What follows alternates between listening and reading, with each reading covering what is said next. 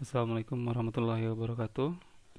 Hari ini 5 Mei 2020, saya akan menyampaikan terkait dengan update penyebaran COVID-19 di Provinsi Sumatera Barat. Terkait dengan pandemi COVID ini dan Sumatera Barat masih dalam upaya melaksanakan pembatasan sosial berskala besar atau PSBB, dan kemungkinan akan diperpanjang ya selama 2 minggu ke depan. Dan saya ingin menyampaikan terkait dengan penyebaran COVID-19 di Sumatera Barat.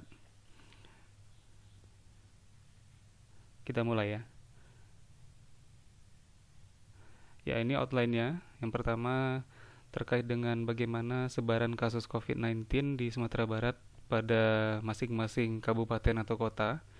Kemudian bagaimana tren perkembangan kasus mingguannya, dan bagaimana keadaan provinsi tetangga ya, yaitu Sumatera Utara, Riau, Jambi, dan Bengkulu. Kemudian kondisi terkini Provinsi Sumatera Barat seperti apa, dan bagaimana upaya pencegahan dan pengendalian yang efektif ya selama masa PSBB ini, dan nanti seperti apa rekomendasi dan kebijakan yang akan dilakukan. Nah, itu nanti akan disampaikan ya dalam update-update yang lain.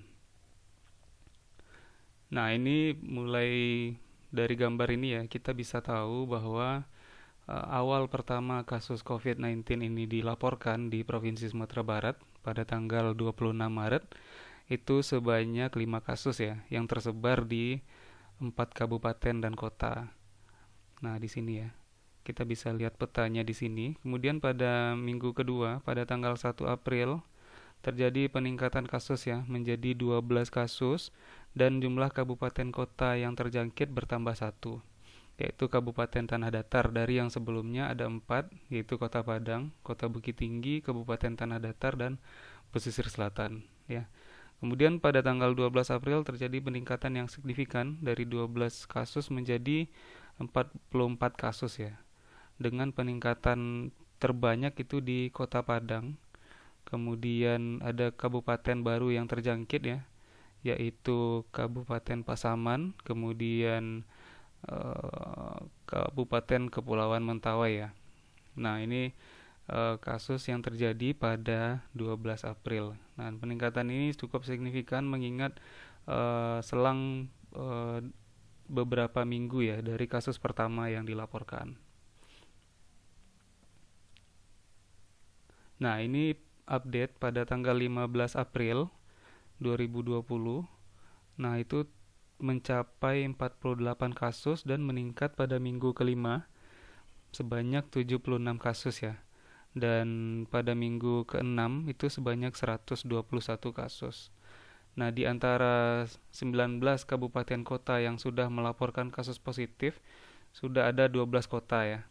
Nah, masih ada 7 yang belum melaporkan kasus pada tanggal 27 April, yaitu Kabupaten Agam, Kabupaten Solok Selatan, Kota Solok, Sawalunto, Junjung, Padang Panjang, dan 50 kota. Nah, itu pada tanggal 27 April.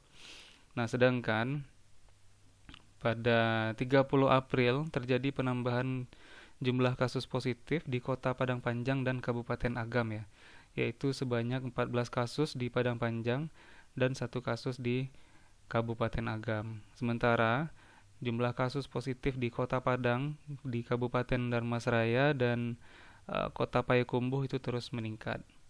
Nah, itu sampai saat ini pada tanggal data terakhir ya, data kemarin 4 Mei 2020 itu sebanyak 203 kasus, dan mayoritas di dialami Kota Padang ya, sebanyak 118 kasus. Kemudian yang paling banyak kedua itu adalah Kota Padang Panjang dengan 19 kasus, diikuti dengan Kabupaten Pesisir Selatan sebanyak 16 kasus, dan Kabupaten Dharmasraya 13 kasus. Nah, kemudian di masih ada beberapa kabupaten kota yang belum melaporkan kasus, yaitu misalnya Sawalunto Sijunjung, Solok Selatan ya. Nah, kalau kita bandingkan dengan provinsi tetangga, yaitu Provinsi Sumatera Utara, 129 kasus per 4 Mei 2020.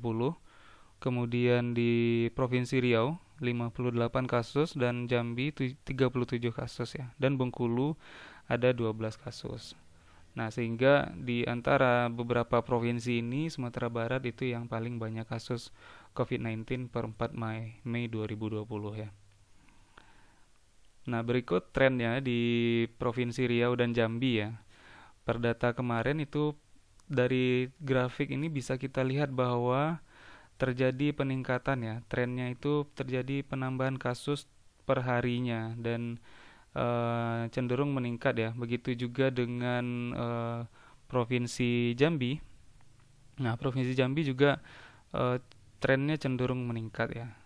Dan sempat beberapa hari itu tidak ada penambahan kasus baru dan pada tanggal 4 Mei itu mengalami kasus baru dan terakhir itu mencapai 37 kasus.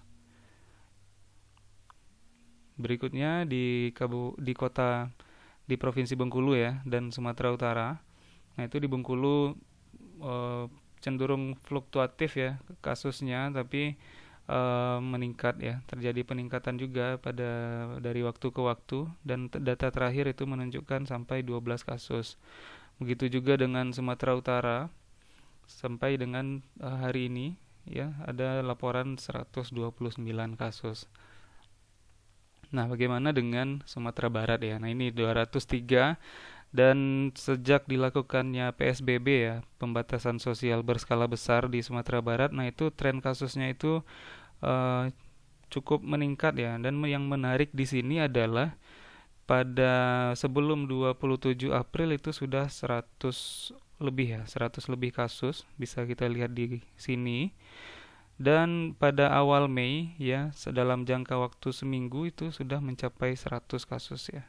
Ada tambahan 100 kasus baru dan sampai kemarin 4 Mei 2020 itu sudah ada 203 kasus.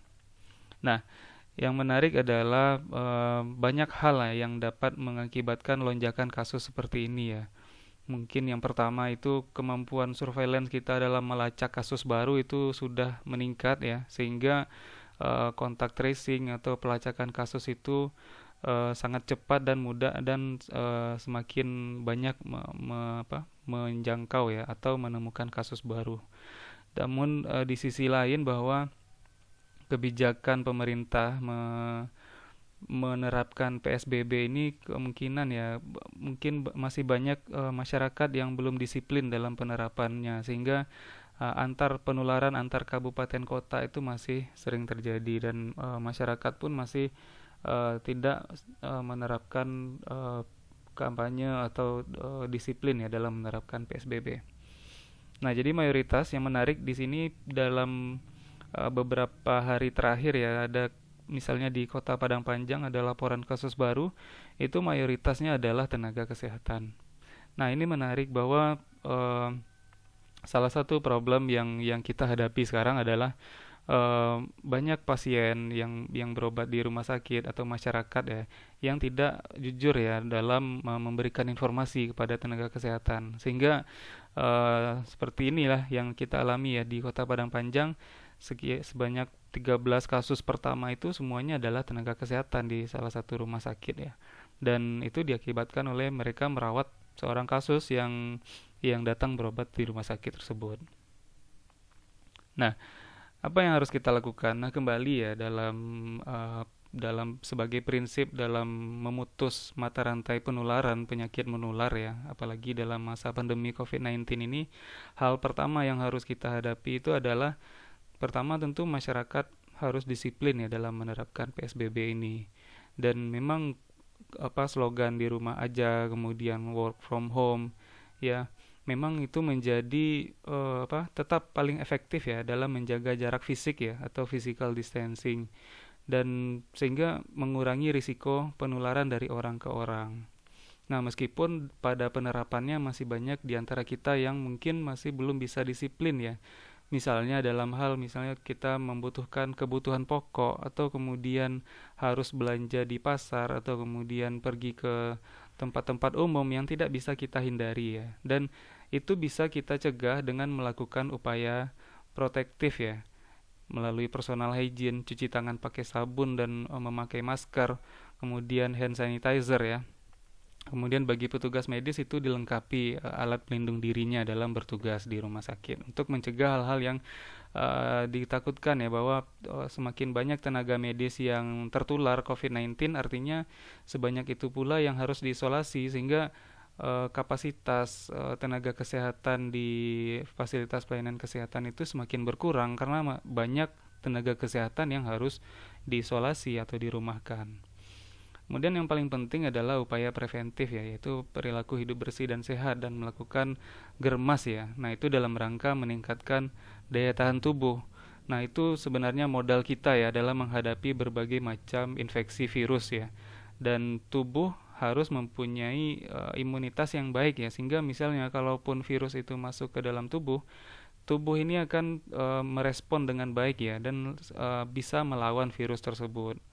Kemudian yang terakhir adalah cegah kepanikan dan kita lawan stigma ya. Jadi masih banyaknya masyarakat yang mungkin tidak jujur akan statusnya, itu terjadi karena yang pertama adalah pengetahuannya yang kurang terkait dengan bagaimana virus itu, bagaimana pola penyebaran, dan masyarakat tentu menghindar ya. Jika misalnya mereka ditanya riwayat perjalanan, apakah mereka dari daerah terjangkit atau tidak. Nah, itu hal-hal yang bisa membuat stigma ya. Dan ketika misalnya masyarakat yang masuk rumah sakit kemudian atau dirawat, nah itu masyarakat sekitarnya tentu bisa membantu ya dalam hal misalnya karantina mandiri, tidak berkomunikasi atau berkontak secara langsung dengan pasien misalnya. Nah, itu stigma-stigma seperti itu bisa kita lawan sebenarnya dengan cara meningkatkan literasi ya, atau edukasi kepada masyarakat.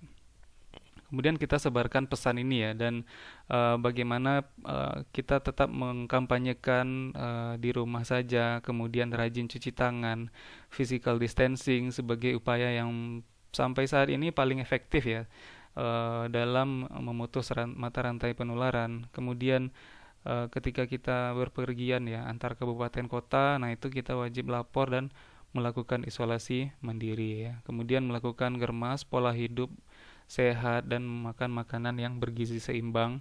Kemudian tetap berdoa dan tetap tawakal ya, karena apapun yang terjadi itu semuanya sudah diatur ya oleh Yang Maha Kuasa, dan kita hanya berusaha supaya penyakit ini cepat hilang ya, dan kita pun harus berusaha untuk supaya bagaimana penyakit ini tidak menularkan kepada orang lain ya. Nah, itu pesan yang harus kita sampaikan, dan tetap jaga kesehatan, stay safe semuanya. Kita tutup. Billahi taufiq wal hidayah. Assalamualaikum warahmatullahi wabarakatuh.